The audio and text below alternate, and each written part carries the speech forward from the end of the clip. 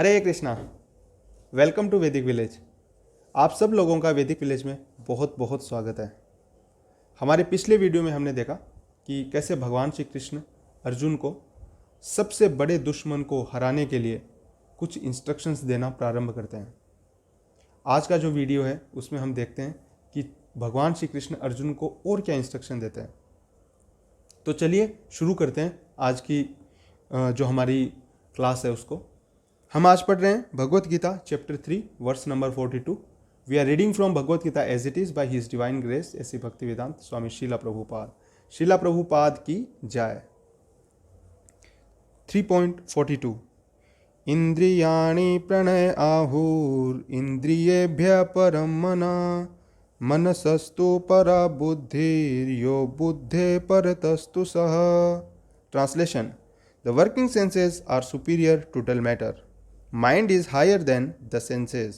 Intelligence is still higher than the mind, and he, the soul, is even higher than the intelligence.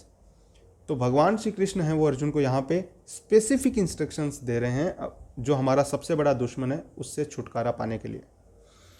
Shri Krishna Arjun को कहते हैं कि जो हमारे सेंसेस हैं, वर्किंग सेंसेस, इंद्रियां जो भी हमारी हैं, वर्किंग सेंसेस मतलब जो कर्मेंद्रियां हमारी हैं, हाथ हो गए, जीवा हो गए, जो भी मतलब जिन इंद्रियों के थ्रू हम कोई भी एक्शंस करते हैं वो डल मैटर से सुपीरियर है।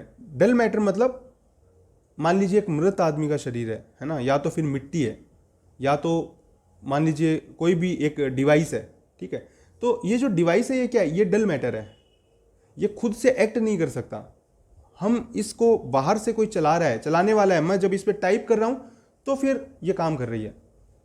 लेकिन हम जो हैं, हम आत्मा की वजह से सजीव, ये जो शरीर है एक्चुअली ये डल मैटर ही है ना। इवन वैज्ञानिक भी बताते हैं कि इसके अंदर जो भी है, कैल्शियम हो गया 90%, मतलब मैक्सिमम तो वाटर ही इसमें अमाउंट है, उसके अलावा कार्बोहाइड्रेट, जो भी सब चीज़ें बताते हैं, carbon, hydrogen, oxygen, ultimately calcium. तो अल्टीमेटली तो वो डल मैटर है ना, इसी जमीन से आया ये सब, बट सोल की वजह से ये सजीव दिखता है, कॉन्शियसनेस इसमें दिखती है। तो ये जो हमारा शरीर है, इसकी जो इंद्रियां हैं अब जो एक्ट कर रही हैं सोल की वजह से, आत्मा की वजह से, चेतना की वजह से, वो जो डल मैटर है उससे हायर है, ठीक है। भगवान श्री कृष्ण अब अर्जुन को स्पेसिफिकली बता रहे हैं, एकदम हिटिंग ऑन द नेल, मतलब एकदम बोलते ना specific and to the point instruction बता रहे हैं अर्जुन को किस तरीके से इस एनिमी को डिफीट करना है। The instructions which are without any exception, वो काम करेंगे ही करेंगे क्योंकि भगवान श्री कृष्ण उनको बता रहे हैं। तो वो उनको समझा रहे हैं अर्जुन को कि आपके जो इंद्रियां जो हैं वो डल मैटर से हायर है। माइंड जो है, आपका जो मन है, वो आपकी इंद्रियों से ऊपर है। इसको कैसे समझ सकते हैं? इसको ऐसे समझ सकते हैं कि इंद्रियां अपने आप से कोई काम नहीं करती। पहले हम जा रहे हैं, ठीक है, आंख ने किसी मिठाई की दुकान पे मिठाई को देखा, अब उतना देखते जीभ खाने नहीं लग जाएगी, उससे पहले हमारा मन कंटेम्पलेट करेगा उसको। हमारा मन सोचेगा अरे वाह यार, ये मिठाई तो बहुत अच्छी लगती है, मेरे को बहुत टेस्टी है ना, बहुत ही अच्छी मिठाई है ये। मन कुछ ना कुछ अच्छी उसकी पिक्चर बनाएगा, मन कुछ ना कुछ अपना जो पुराना डाटाबेस है उसमें से बताएगा। मन इच्छा करेगा सबसे पहले कि मुझे ये चीज़ चाहिए। तो अब जब मन की इच्छा हो गई तो इंद्रियां एक्ट करना स्टार्ट करती हैं, ठीक है। इच्छा हो गई तो पैर जो हैं वो चल के जाएंगे, हाथ से पैसा दिया जाएगा, मिठाई ली जाएगी, जीवा के द्वारा आस्वादन हम करेंगे। तो इस तरीके से इंद्रियां किसके अंडर काम कर रही हैं? मन के अंडर काम कर रही हैं। तो सबसे पहले डल मैटर, ऊपर इंद्रियां, इंद्रियों के ऊपर मन हो गया। मन से भी ऊपर होता है इंटेलिजेंस, है ना। हमारे पिछले वीडियो में हमने आपको बताया भी था माइंड, इंटेलिजेंस, ईगो के अंदर डिफरेंस। अगर आपने नहीं देखा है तो प्लीज़ पहले के वीडियो ज़रूर देखिए इसी सीरीज़ के अंदर। तो इंटेलिजेंस जो है वो डिस्क्रिमिनेशन करना बताता है, ये चीज़ सही है कि गलत है ना। अब इसको कैसे समझ सकते हैं कि इंटेलिजेंस मन से ऊपर है? इसको ऐसे समझ सकते हैं कि हम एक गली से जा रहे हैं, उसके अंदर एक शराब की दुकान है। अब शराब की दुकान पे नज़र तो सभी की जाएगी, है ना। अगर शराब की दुकान रोड पे है, हम जा रहे हैं, तो सभी लोग एक ना एक दफ़ा तो देख ही लेंगे उसको। लेकिन हर आदमी उसमें से जाके शराब क्यों नहीं खरीद रहा है? सिर्फ कुछ लोग ही जाके शराब क्यों खरीद रहे हैं? क्योंकि कुछ लोगों का जो इंटेलिजेंस है वो कौन सी फैसिलिटी है ना। कई लोग, मतलब आप और भी अगर मैं स्पेसिफिक एग्जांपल दूं आपको समझाने के तरीके से, कि मान लीजिए एक आदमी जो है वो बहुत बड़ा मतलब शराबी है, दूसरा आदमी है जो बहुत ज़्यादा शराब पीता था, बट किसी हेल्थ या मतलब जो भी कंडीशन है, उसकी लीवर खराब चल रहा है, जो भी है, उसकी वजह से डॉक्टर ने उसको मना किया शराब नहीं पीना है उसको, ठीक है। अब वो दोनों ही आदमी जा रहे हैं शराब की दुकान के आगे से, दोनों की नज़र गई, जो एकदम सही है वो शराबी भी है, वो तुरंत जाएगा दुकान के अंदर, शराब खरीद के लाएगा, शराब पिएगा। लेकिन दूसरा आदमी अगर नहीं जाता, वो देखता है कि नहीं मेरी तबीयत खराब हो जाएगी, मेरे को नहीं पीनी चाहिए शराब, और उसकी इच्छा हो रही है फिर भी, है ना, क्योंकि वो शराबी था, अभी सिर्फ कुछ बॉडी में कुछ कंडीशन की वजह से नहीं पी रहा है वो, तो वो शराब नहीं लेगा, वो दोनों आगे चले गए। इन दोनों के एग्जाम्पल से हम डिस्क्रिमिनेट करके समझ सकते हैं इंटेलिजेंस क्या है। माइंड दोनों का कर रहा है, मन दोनों का चल रहा है, ठीक है। वो जो आदमी बीमार है, पहले शराब पिया करता था, उसकी भी इंद्रियां चाह रही हैं, पैर चाह रहे हैं कि तुरंत, बोलते ना कि शराबी होता है उसके पैर अपने आप चलने लग जाते हैं शराब की दुकान की तरफ, तो उसके भी पैर चलने की इच्छा कर रहे हैं, उसका मन है वो मचल रहा है पूरी तरीके से। बट फिर भी कोई ऐसी फैसिलिटी है, कोई ऐसी एजेंसी है हमारे अंदर जो उसको रोक दे रही है, उसके पैरों को, उसके मन को रोक दे रही है, एक्ट नहीं करने दे रही है। वो क्या है? वो इंटेलिजेंस है। इंटेलिजेंस सच और गलत को बताता है, this is right, this is wrong. अगर किसी का इंटेलिजेंस स्ट्रांग होता है तो वो सिर्फ राइट चीज़ों को करेगा। अब कैसे समझ सकते हैं कि इंटेलिजेंस मन से ऊपर है? ये इस तरीके से है कि अगर इंटेलिजेंस सही है, अगर इंटेलिजेंस बोल देता है कि ये चीज़ गलत है, तो मन उस काम को बिल्कुल कंटेम्पलेट नहीं कर पाएगा।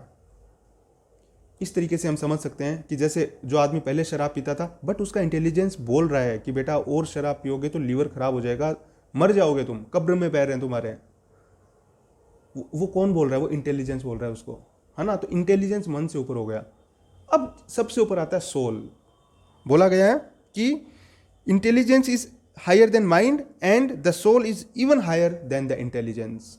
तो आत्मा जो है ना, क्योंकि आत्मा के बिना तो ये कोई फैसिलिटी एग्जिस्ट ही नहीं कर सकती है। तो आत्मा की जो बेसिक आइडेंटिफिकेशन है वो सबसे ही पावरफुल चीज़ है। अब इसको कैसे समझें कि जो सोल है वो इंटेलिजेंस से भी हायर है? उसको ऐसे समझ सकते हैं कि हमारा बेसिक आइडेंटिफिकेशन अगर है ना, क्योंकि जो इंटेलिजेंस और जो सोल है, आत्मा है, उसके बीच में सिर्फ ईगो आता है। ईगो का मतलब होता है हु एम आई।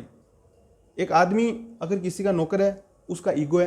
कोई प्राइम मिनिस्टर का नौकर है, उसका अपना ईगो है कि आई am the servant of prime minister, ठीक है। किसी का फॉल्स ईगो है। कई लोग बोलते हैं कि आई am the God, God is dead, है ना, उनको भी ईगो है, बट उनको फॉल्स ईगो है।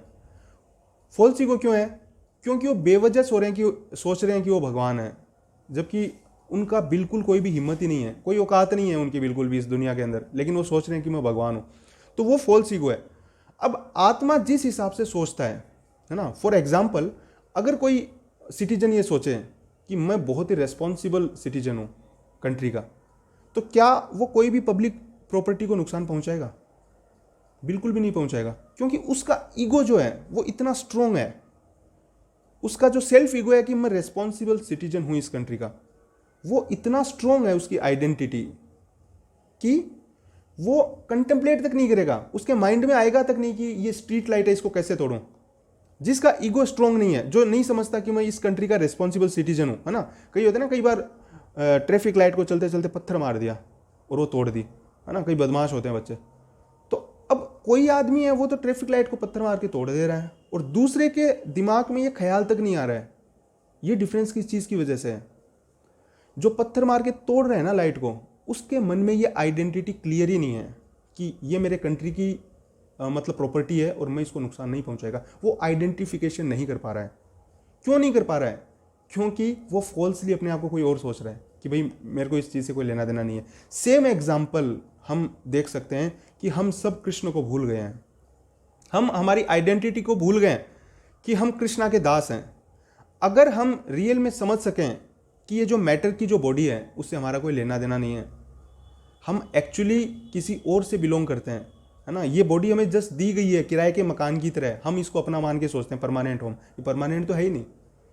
अब ये किराए का घर है तो किसी ने दिया होगा ना हमको किराए पे, तो वो जो मालिक है जिसने हमें ये सब कुछ दिया है उसी से तो रियल रिश्ता है ना हमारा, लेकिन उस रिश्ते को हम भूल गए हैं। अब क्योंकि वो आइडेंटिटी हमारी स्ट्रोंग नहीं है, जीव कृष्णदास यही विश्वास पाल ले तो और दुख नहीं।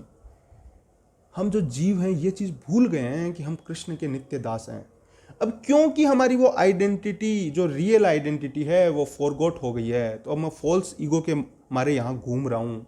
आई am the lord, I want to be the lord of all I survey. मैं जो कुछ भी देखता हूँ उसका भगवान मैं खुद हूँ। मैं खुद बनना चाहता हूँ, अधिकार जमाना चाहता हूँ ज़्यादा से ज़्यादा संपत्ति पे, ज़्यादा से ज़्यादा लोगों का मैं इन्फ्लुएंसर बनना चाहता हूँ। ये सब फॉल्स आइडेंटिफिकेशन कहाँ से आया? सिर्फ एक चीज़ से, कि मैं भूल गया हूँ कि मैं आत्मा हूँ, भगवान श्री कृष्ण का नित्य दास हूँ। अगर किसी को ये आइडेंटिटी एकदम क्लियर हो जाए, उसके मन में सेंस ग्रेटिफिकेशन का विचार तक नहीं आएगा, उसका इंटेलिजेंस को ये ज़रूरत ही नहीं पड़ेगी। अब कैसे समझें सोल ऊपर है इंटेलिजेंस से?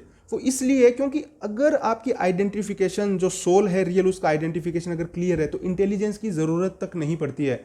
जो एक सिटीजन, रेस्पॉन्सिबल सिटीजन है इस कंट्री का, उसके मन में ख्याल तक नहीं आता है कि मैं ये स्ट्रीट लाइट को तोड़ूं कि नहीं तोड़ूं, बिल्कुल ख्याल ही नहीं आता है उसको। और जो आदमी ये आइडेंटिटी उसको क्लियर नहीं है रेस्पॉन्सिबल सिटीजनशिप की, उसके मन में खूब सारी चीज़ें आएंगी। तोड़ दूंगा, फिर वो देखेगा कोई देख तो नहीं रहा है मेरे को, सब तरफ नज़र घुमाएगा, फिर देखेगा कैसे तोड़ूं, इतना ऊपर है, गुलेल से तोड़ दूं कि पत्थर मारूं।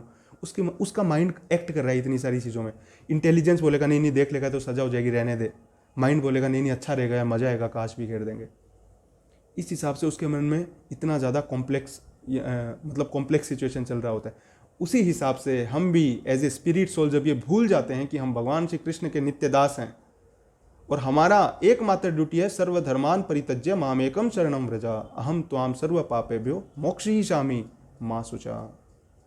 अर्जुन कहते हैं भगवान श्री कृष्ण को, नष्ट मोहा स्मृति लब्ध्वा त्वत्प्रसादात् मया च्युता स्थितो अस्मि गत संदेह करिष्ये वचनम तवा। भगवान श्री कृष्ण को अर्जुन कहते हैं कि हे कृष्ण, मेरे मन के जितने भी शंका हैं, नष्ट मोहा, सारे मोह नष्ट हो गए। स्मृति लब्ध्वा, जो मेरी स्मृति है वो पुनः से लौट आई है। त्वत्प्रसादात् मया अच्युता, आपकी दया से, आपके प्रसाद की वजह से हे अच्युत, हे भगवान श्री कृष्ण, स्थितो अस्मि गत संदेह, अब मैं पूरी तरीके से स्थित हूँ। गत संदेह, सारे संदेह खत्म हो गए। करिष्ये वचनम तवा, आप जो कह रहे हो वही काम करूँगा मैं एग्जैक्टली। ये सिचुएशन अर्जुन की कैसे आती है?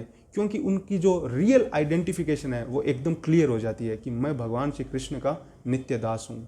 सर्वधर्मान परित्यज्य, वो सब कुछ सारी आइडेंटिफिकेशन छोड़ के एकमात्र आइडेंटिफिकेशन उनकी कि मैं श्री कृष्ण का दास हूँ, और उसके बाद उनकी लाइफ एकदम ईजी हो जाती है। इसी तरीके से अगर हम सोल की फैसिलिटी के द्वारा हमारी जो आत्मा है वही अगर हम आत्म साक्षात्कार कर लें तो हमारा इंटेलिजेंस, हमारा माइंड, हमारी इंद्रियां, जब सोल की आइडेंटिफिकेशन ही क्लियर है तो इंटेलिजेंस गलत डायरेक्ट उसको सोचने की जरूरत ही नहीं पड़ेगी, उसके मन में आएगा ही नहीं। तो फिर माइंड को कुछ सोचना विचारना है ही नहीं गलत चीज़ के बारे में, है ना। एकदम क्लियर है, मैं श्री कृष्ण का दास हूं तो इंटेलिजेंस वही काम करवाएगा, ये काम सही है, ये गलत है।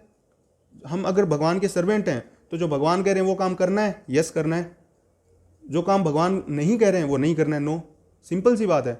तो माइंड को मौका ही नहीं मिलेगा अगर हमारी आइडेंटिफिकेशन क्लियर है तो अगर माइंड को ही मौका नहीं मिलेगा गलत चीज़ें सोचने के बारे में, तो हमारी इंद्रियां तो गलत काम कर ही नहीं पाएंगी, क्योंकि इंद्रियां तब तक काम ही नहीं करती हैं जब तक, ये पूरी हायरार्की है। सोल का आइडेंटिफिकेशन से स्टार्ट होता है सब। गलत आइडेंटिफिकेशन होता है, इंटेलिजेंस गलत चीज़ों के लिए यस बोलता है, माइंड गलत चीज़ें कंटेम्पलेट करता है, तो हमारी इंद्रियां गलत चीज़ें करती हैं। अगर सोल एकदम सही आइडेंटिफाई करेगा तो इंटेलिजेंस एकदम सही चीज़ के लिए बोलेगा, माइंड सही चीज़ को कंटेम्पलेट करेगा और इंद्रियां एकदम सही चीज़ करेंगी, तो लस्ट का कहीं सवाल ही नहीं उठता है। ये पूरी एनाटॉमी है जो भगवान श्री कृष्ण अर्जुन को एकदम क्रिस्टल क्लियर तरीके से भगवत गीता में समझा रहे हैं।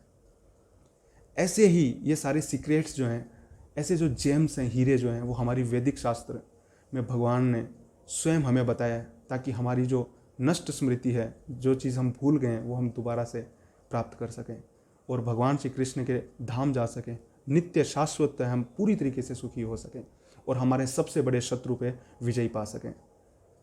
Thank you very much for coming to Vedic village. हम आशा करते हैं कि ये जो वीडियोज़ हैं इनसे आपको ज़रूर कुछ ना कुछ फ़ायदा हो रहा होगा। अगर थोड़ा बहुत भी आपको इनसे फ़ायदा होता है तो प्लीज़ ज़्यादा से ज़्यादा लोगों तक इनको शेयर कीजिए, हमारे चैनल को सब्सक्राइब कीजिए, वीडियोस को लाइक कीजिए और जितने ज़्यादा लोगों को हो सके इसके बारे में बताइए, क्योंकि इंडियन होने के नाते हमारी ड्यूटी है, चैतन्य महाप्रभु ने हमें दी है, भारत भूमि ते मनुष्य जन्म होइला जार, जन्म सार्थक करी करो परोपकार। पहले आप खुद इन सब चीज़ों को पढ़िए और उसके बाद में सब लोगों के साथ इसको वितरित कीजिए, बांटिए। हम वीडियो के डिस्क्रिप्शन में शिला प्रभुपाद की जितनी भी बुक्स हैं उनका लिंक दे देंगे। आप चाहें तो फ्री ऑफ कॉस्ट ऑनलाइन पढ़ सकते हैं, चाहें तो आप मंगवा सकते हैं, लोगों को गिफ्ट कर सकते हैं। We again thank you very much for coming to Vedic village. इस जो चैप्टर का लास्ट वीडियो है उसमें हम आपको आगे और बताएंगे कि भगवान श्री कृष्ण अर्जुन को क्या इंस्ट्रक्शन देते हैं। अगर आप जानना चाहते हैं तो हमारा अगला वीडियो जरूर देखिएगा। हरे कृष्णा, जय शिला प्रभुपाद।